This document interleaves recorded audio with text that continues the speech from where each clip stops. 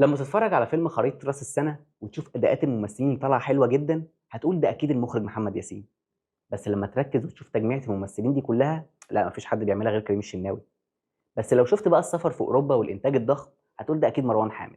بس المفاجأة بقى إن ده رامي الجندي، وأول مرة يخرج.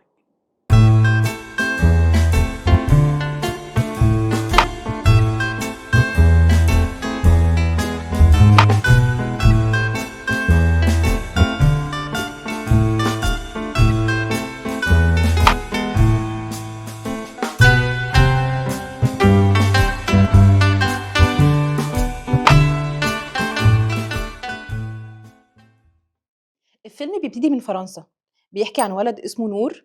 مامته بتقعد معاه اللي هي قايمه بدورها هنادي مهنا، بتقول له ان انت لازم تسافر المجر وهندخلك مدرسه داخلي، وصدقني ده هيبقى كويس ليك وانا مرتبه لك كل حاجه. وفعلا بيسافر المجر وبيخش المدرسه الداخلي دي، وبنشوف ان هو قد ايه طفل مميز وذكي وبيعمل طقوس معينه كده وهو بيحل وهو بيذاكر.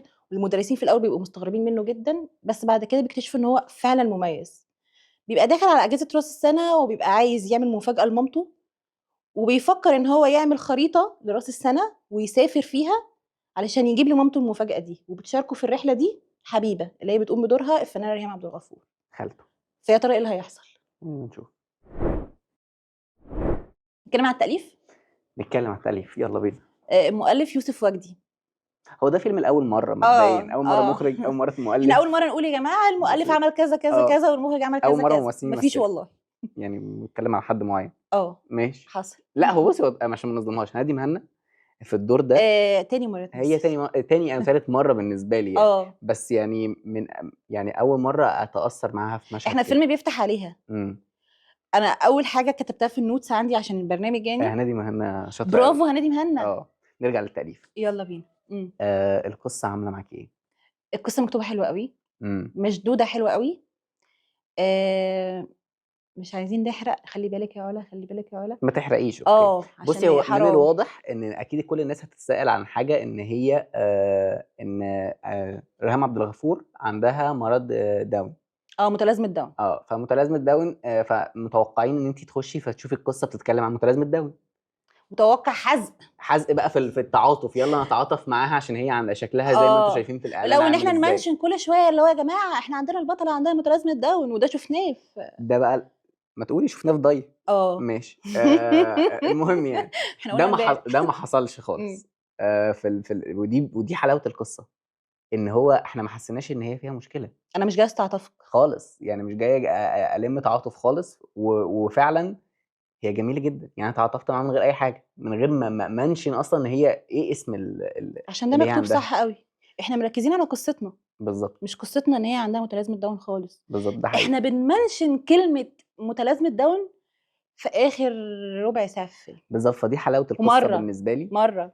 الرحله بقى والمشاكل اللي طلعت في الرحله برضو، مش مشاكل اللي هو ايه، يلا انا عايز اخلق مشاكل في الرحله دي نخلقها لمجرد نعمل حدث. وما فيش صُدف. لا ما فيش صدف. ما فيش أي انت صُدف قاعده قابلتنا. بترمي، ها. أنت اللي بتقول. عشان تشابه فيلم ضي مع تشابه إحنا فيلم المفروض ان عندنا هي هنا في رحلة رحله وعندنا وهنا هنا هي رحلة، رحله، فهم وهنا حلقة متشابهين، إنسانية فاحنا وهنا حلقة يعني إنسانية. مضطرين ان احنا نقارن شويه. غصبٍ عننا. بس فالرحلة هنا حاسس إن هي أقوى من الصُدَف اللي كانت بتطلع في ضَي. إمم. لأ هنا الصُدَف اللي كانت بتطلع هي حاجات منطقية إحنا جدًا. مش بنتكلم على الاستمتاع، فيلم ضي إحنا طلعنا وقُلنا إن هو قد إيه فيلم عظيم. بالضبط، إحنا ما بنتكلمش على أنا مش الاستمتاع. باتكلم ده، أنا باتكلم في القصة ذات نفسها. كقصة مترابطة. يعني تقريبًا آآ يعني السلبيات اللي إحنا طلعناها في فيلم ضَي إمم. كانت الصُدَف العشوائية اللي بتطلع. إمم. هنا نفس يعني رحلة متشابهة جدًا، بس ما فيش صُدَف عشوائية وصُدَف غير مبررة بنخلقها. المشاكل لأ وارد جدًا إنها تحصل. بالضبط. عادي عادي جدًا، جدًا. ونهاية الرحلة حلوة كمان، يعني إمم. يعني نهاية الرحلة ألذ بكتير، يعني إحنا فاكرين ساعتها إن الintro بتاعنا كان في إن هو بينتهي بيك المطاف اللي أنت قاعد مع الفنانة لميس الحديدي. آه. لأ هي الرحلة هنا انتهت نهاية أحلى كمان، فأنا مبسوط من نهاية الكتابة أحلى جدًا. مع إنه المفروض يعني ده وإزاي حرق، ما إزاي علينا. إزاي يوسف وجدي أول مرة يكتب؟ يعني إزاي يعني أستاذ كنت رامي بتكتب الجندي أول مسرحيات مرة مثلًا؟ يخرج؟ أو مثلًا هُم الاتنين إزاي؟ إحنا بس عندنا يعني إزاي كتير الحلقة دي. ده حقيقي. إمم. أنا نفسي أشوف حاجات أكتر ليه بقى الفترة الجاية. يا ريت، و يا ريت. وبجد أنا استمتعت بالقصة دي جدًا. أوي. وشادت شدّة. إمم. أولًا ما فيش لحظة ملل.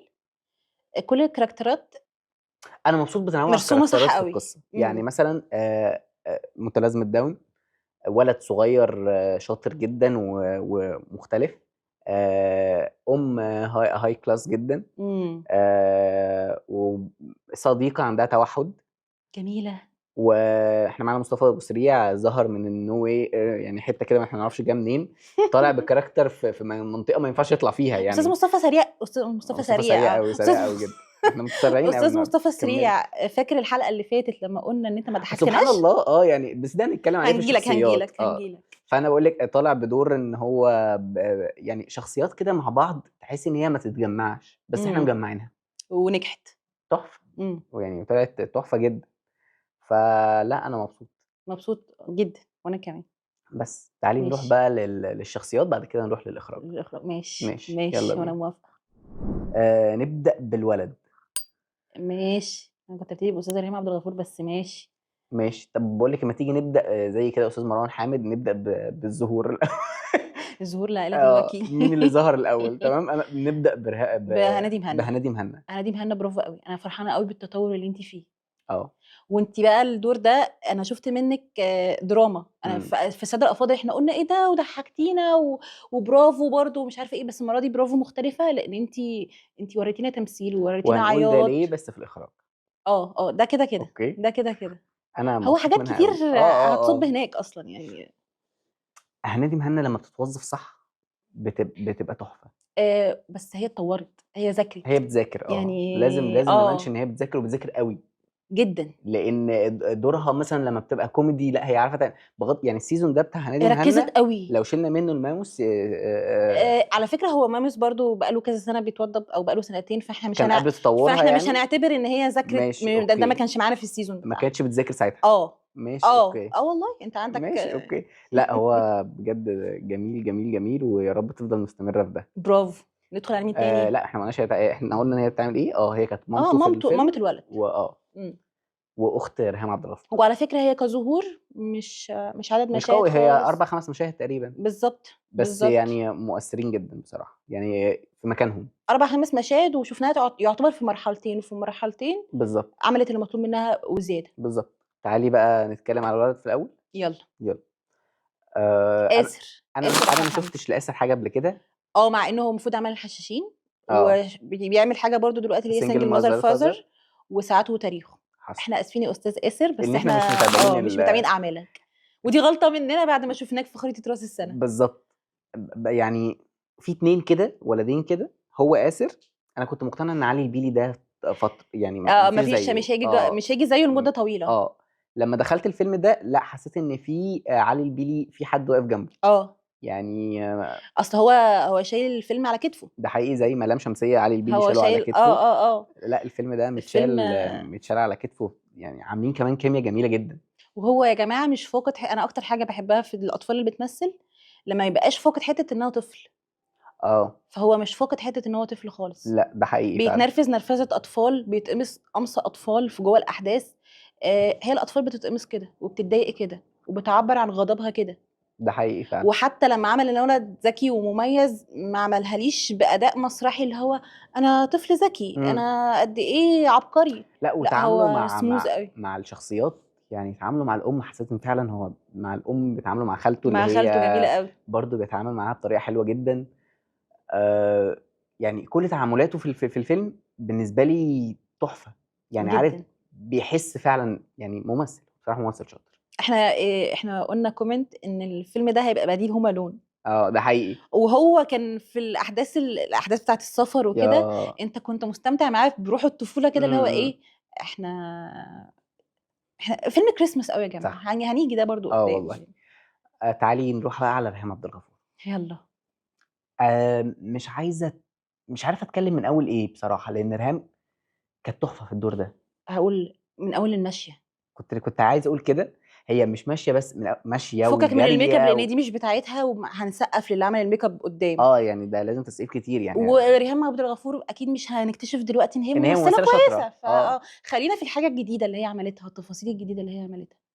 ايه بصي المشيه ايه دي؟ الماشيه دي، ايه القعده دي، بتقعد فاتحه رجلها كده شبه وما بتوع فصلتش الداون ثانيه. بالظبط. وما فصلتش ثانيه ولا افورت ثانيه.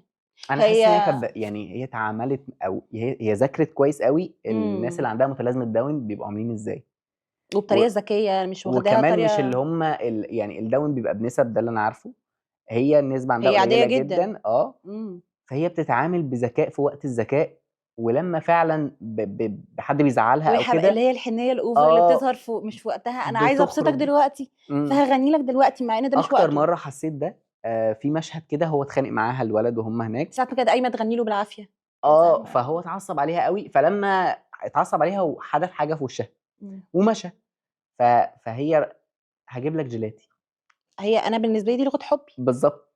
انا فلا، جميله جميله جميله وطريقتها جميله وهي ماسكه الجيلاتي وماشيه بيها انا بصراحه يعني الدور ده في كذا بوست على الفيسبوك بينزل ان ريهام عبد الغفور في هي قالت له الحته انا دي هجيب في لك حته ايس تانية. كريم عشان هما ما كانوش في ايس عزه في كريم اسكندريه. بالظبط. اوكي جيلاتي بالنسبه لي، انا بالنسبه لي سوري جيلاتي لو يعني. سمحتي، مش هنقعد ننط هما في هناك كانوا في في حوارات بعض. فرنسا وفي هولندا بس ما انا مش معدي لك سريع من اول سريع. لا، ما اعدي لك مصطفى سريع انا وما بروزتها لنفسي. اتكلمتش. انا جايه ماشي بروز بس. ماشي انا اتفضل بروزتها لنفسي. اتفضل. استاذ مصطفى سريع. بس مم. فشكرا برضه. لا، يعني هو شكرا، جميله. احنا كل ده ما اتكلمناش على اداء. لا، احنا كل ده اتكلمنا اصل هو مش في هينفع نوصفه، اكسسوارات الشخصيه. مش هينفع نوصفه. يا جماعه، يا استاذه ريهام عبد الغفور زي ما اه هنيجي عند اه استاذ محمد ممدوح برضه هنعطي. اصل احنا كل مره يا جماعه الناس دي ممثلين شاطرين قوي يا جماعه. مش كل مره مش كل مره هنقول كده، بس لا المره دي احنا عاملين حاجه جديده فيا قوي. ريت نخش نتفرج عليها عشان مش هينفع نوصفها. لا، يعني ده هيكون صعب. لا، وعاملاها سهل قوي، عاملاها بالظبط. سهل جدا تعالي بقى نروح عشان الكاركتر اللي بعديه اللي مفضل الى قلبي، اسماء ابو اليزيد. جميله قوي.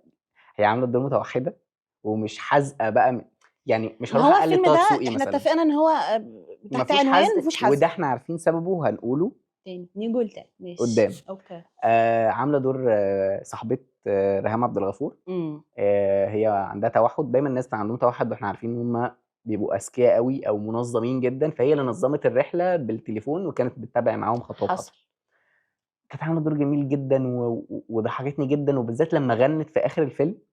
الاغنيه دي حلوه. وكانت بتغني بنفس ادائها في نفس الفيلم. ما اتيتيود. نسيتش بقى، فاهم اللي هو انا هرجع مش بقى مش نظام مغنيه. بقى احمد سعد غنى فهنطلع نغني معاه وكده يعني. انا مبسوط ان هم ما جابوش احمد سعد.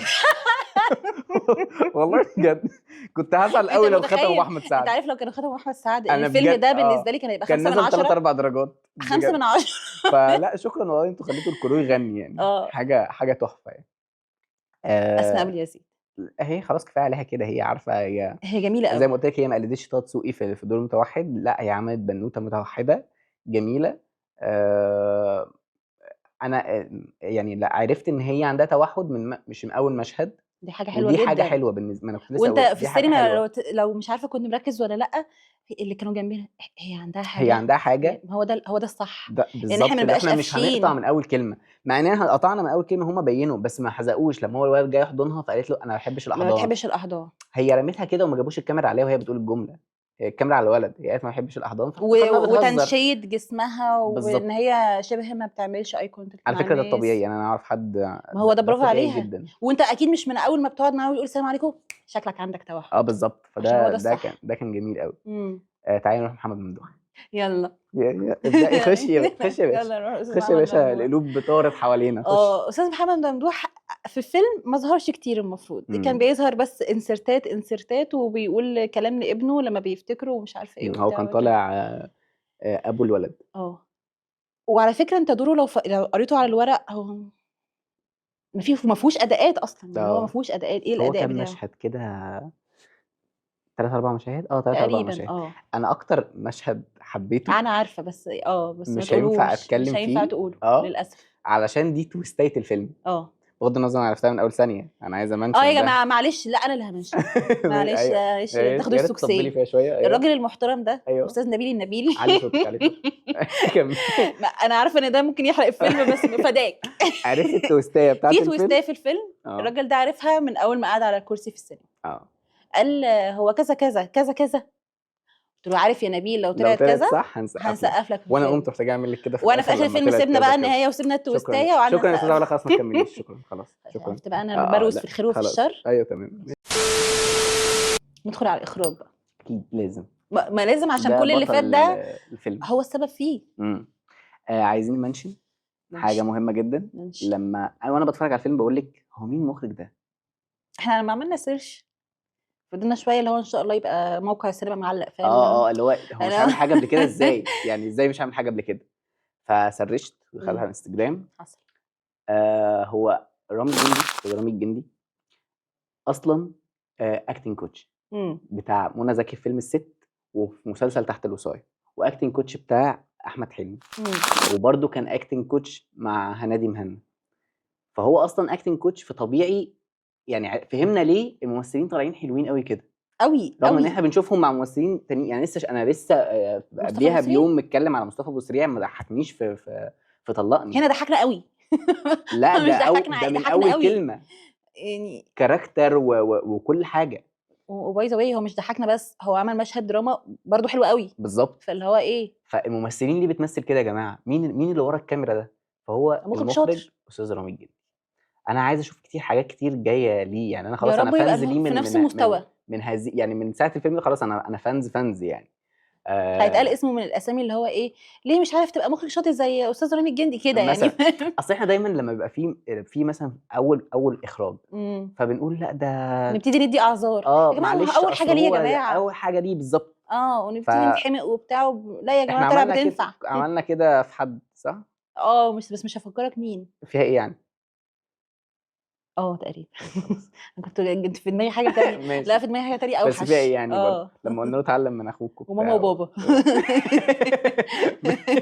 خلاص بقى، ما هي راحت. اه ماشي اوكي، تعالي نرجع للاخراج. ماشي. آه... ايه الحلاوه دي، ايه الكادرات دي؟ جدا. انا بجد حاسس ان انا في فيلم في هوليوود يعني.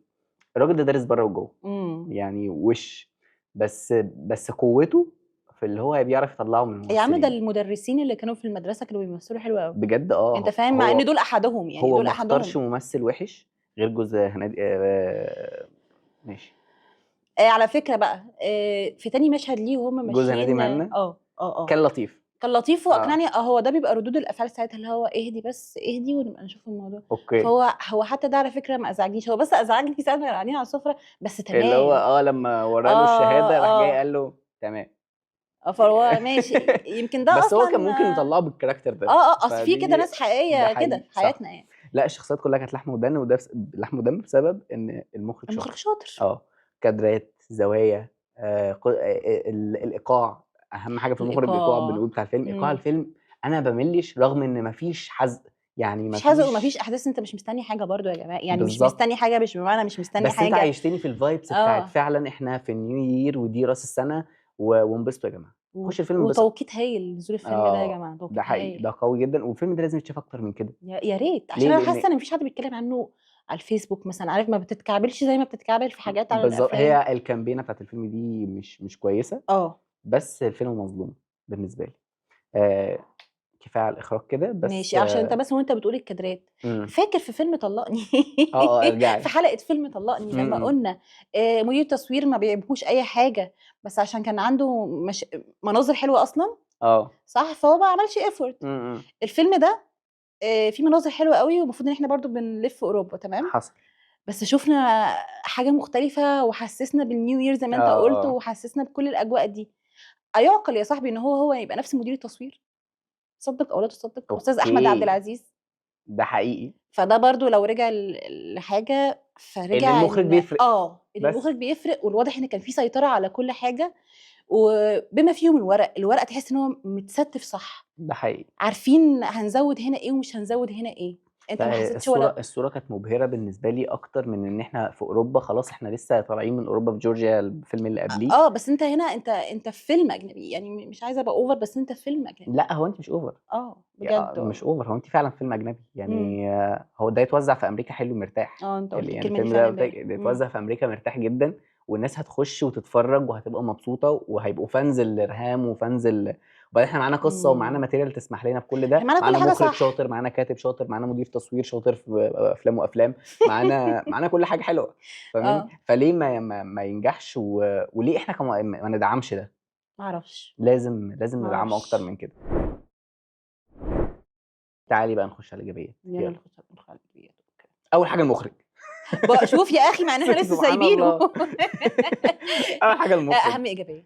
اهم يعني ايجابيه لان هي مرتبطه بكل اللي حواليها. مخرج اول مره يخرج ويبقى اهم ايجابيه في الفيلم، وان هو يبقى البطل بتاع الفيلم، دي حاجه شابوه خلاص. وفهمنا بقى احنا امبارح كنا لسه قبل ما ندور وقبل ما نسيرش وكده، ما كناش فاهمين ثقة الناس دي ان هي يبقى يشتغلوا اول معاه ليه؟ لان هو اكلين كوش شاطر، واكيد هو شاطر في حياته. فعنده امارة. فاه انا كنت هتجنن ماشي، الراجل كده كده خلاص شفنا ان شغله حلو وقد ايه، بس ازاي الناس دي واثقه فيه، وازاي الانتاج برضو، ما هو الانتاج مش موديهم شبرمنت فاهم؟ صح. يعني شادين شبرمنت. اه والله الراجل لف معاهم يعني. انت متجرحه في شبرمنت على فكره، احنا عايشين فيها بس. ما يمكن ما هي ده يعني ماشي تروما من ماشي شبرمنت ماشي ماشي، فاهم؟ كملي. ف...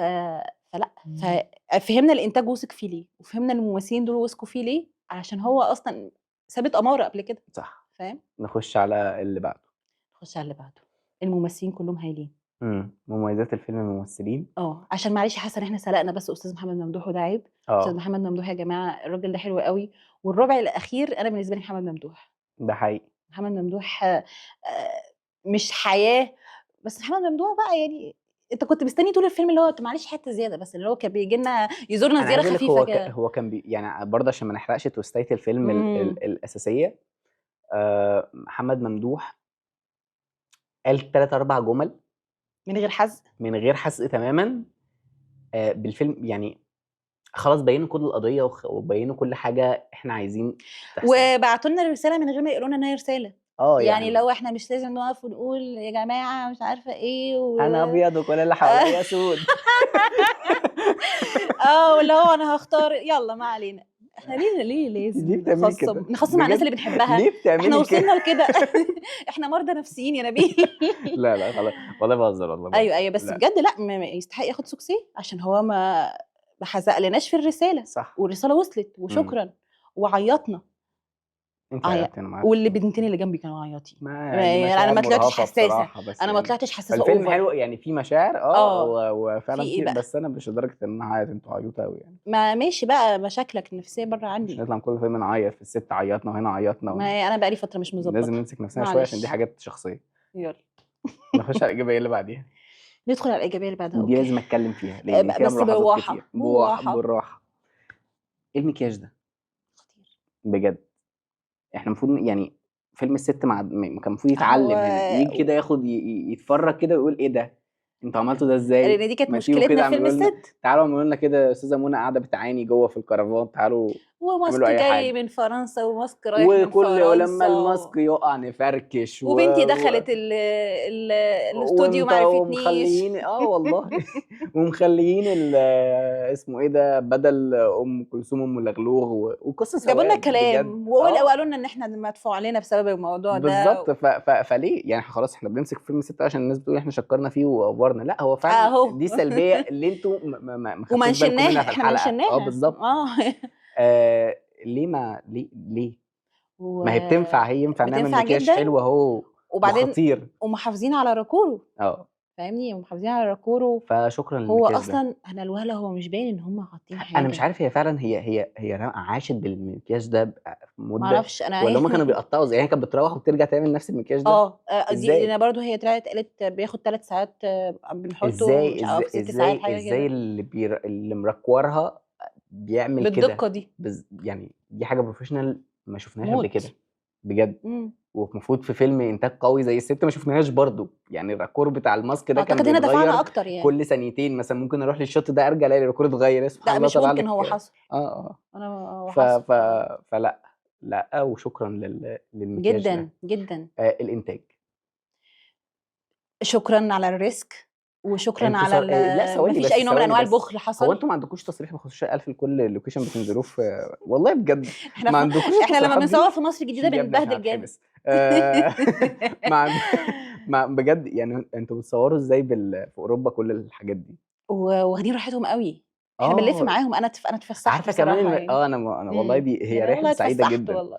من ديكور بقى مصروف عليه كويس قوي لجايب البيت بتاعهم في هنغاريا حلو قوي. انا عايز اقول لك انا كمان اكتر بيت حبه قوي البيت. ايوه فعلا هو البيت ده. الكوخ. المشهد اللي كان ما بينه ما بين محمد ممدوح وما بين الولد. ايه ايه الجمال ده؟ ايه الكوخ ده حلو كده ليه؟ جدا. لا وبنصور في شوارع في اوروبا وبناخد راحتنا وبنقف وبنصور في بيوت في اوروبا، مع ان هي كده كده مش هنبان ان احنا يعني كنا انا ممكن لا نعملها انا هنا. بالنسبه لي الموضوع الاصعب انت تصور في شوارع في اوروبا. انا كنت قاعد مم. بفكر هو انتوا ازاي جايبين كل الاجانب دول دافعين لهم اكسترا مجاميع؟ مش عارفه هما بيبصوش للكاميرا زي عندنا. ازاي يعني انتوا هل في مكاتب زي مكاتب اه حازم الاسواني ده هناك؟ وفريم، عارف فريم. يعني المكاتب دي موجوده يعني، ولا انتوا خدتوهم معاكم من هنا بقى لا لا بميكروباص لا من لا لا، ميدان دول لبنان لحد دول اجانب حقيقيين. ماشي اوكي. عارف الاجانب اللي بيجيبوهم لنا دول اللي هو لا كان بجد جمال وعددهم كتير بسم الله ما شاء الله، فواضح هما. ان في انتاج هو في واضح ان صرف. ده مش مجاميع، واضح ان دول البلد نفسها بجد. هل ده ممكن؟ ممكن، اصل هل هما برضو ممكن مش يبقى هيبقوا مهتمين. الشعب بتاع الشعب اللي موجود في البلد هم بيصوروا ما فيها عندهمش ده فضول زي عندنا. عندهم القدره انه يشوفوا كاميرا بتصور وما يبصوش يعملوا كده؟ مدحت. ده بيبقى في مذيعه واقفه في الشارع معاها مايك معاها تلاقي الناس وراها قاعده.